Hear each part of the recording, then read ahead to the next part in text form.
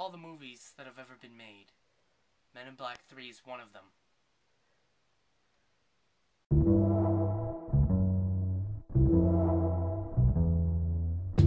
The first 40 or so minutes of the film are really horrible!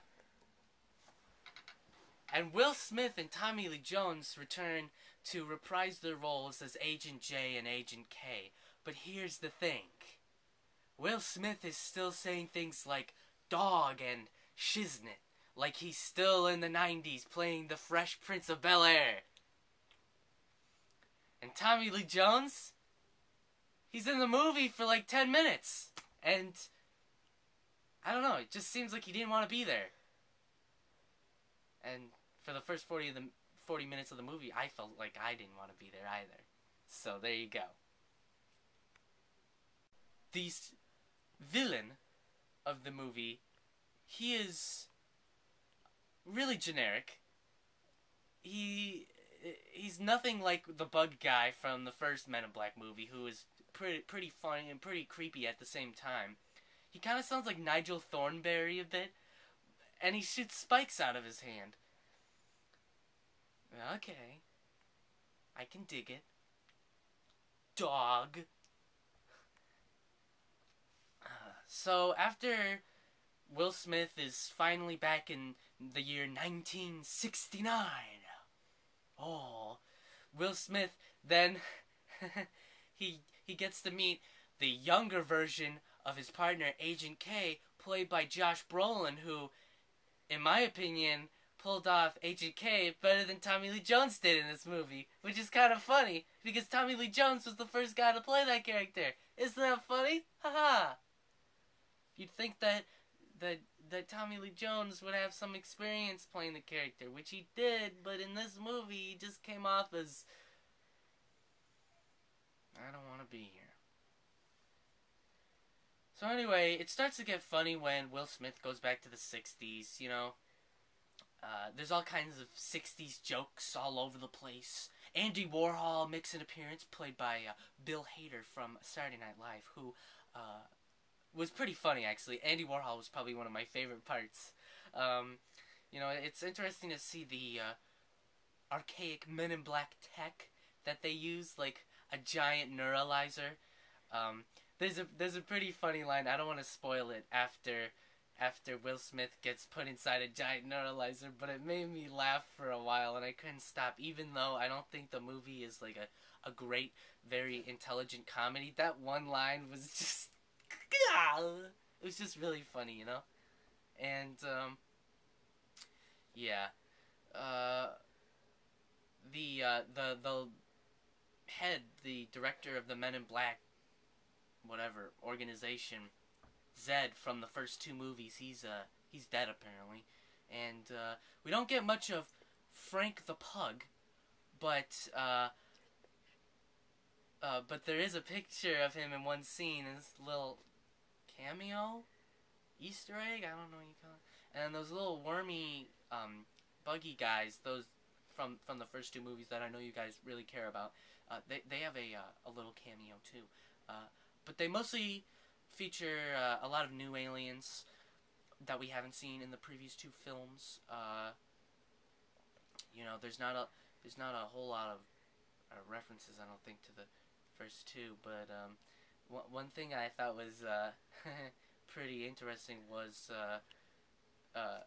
when Will Smith goes back in time, he meets the guy from the actor that played Larry in A Serious Man. And I thought that was interesting. I don't want to spoil that character too much, but you know, overall the movie was predictable. You know, there's something towards the end involving Will Smith's character and another character. I don't want to spoil too much, but I was like, you know, even some guy in the audience was just like, "Oh, is that guy's that guy?"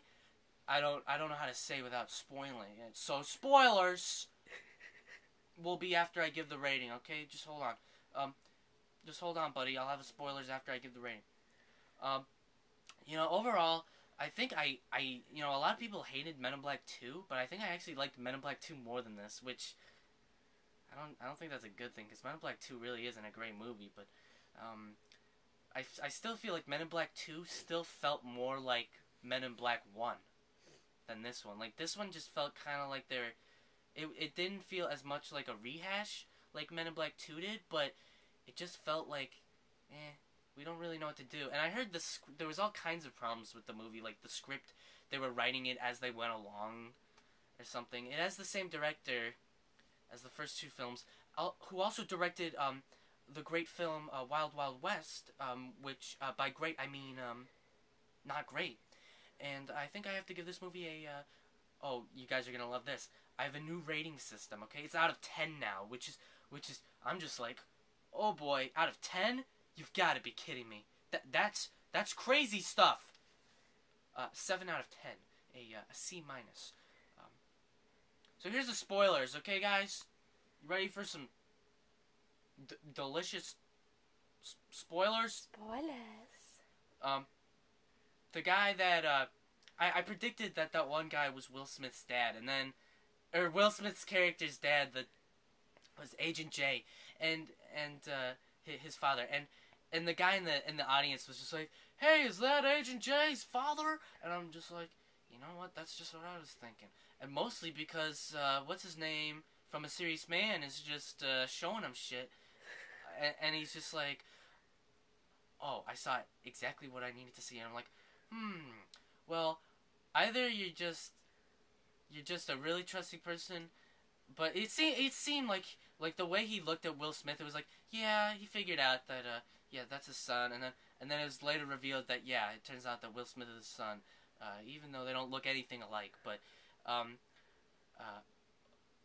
one thing that I thought was kind of interesting though, which you don't see this in a lot of these kind of bigger movies, was the way they talked about race. You know, one of these kind of comedies, sci-fi comedies, not a lot, but you know, it's kind of a bad thing for an African American to travel back in time to the 60s. You know, 69.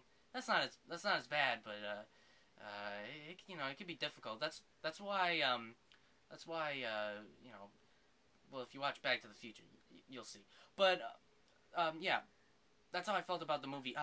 Stay tuned after the credits.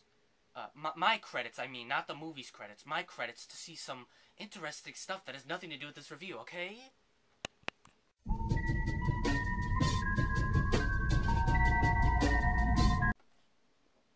Hey, just thought I would show you guys what I got at the theater yesterday when I saw Men in Black 3. I got this mini poster for the upcoming film Prometheus, directed by Ridley Scott. Hey, I think it looks pretty creepy, but like a good movie. Do a close up of my face. Yeah. So this might be my next movie review, but if it's not, please don't cry. Time to use the restroom.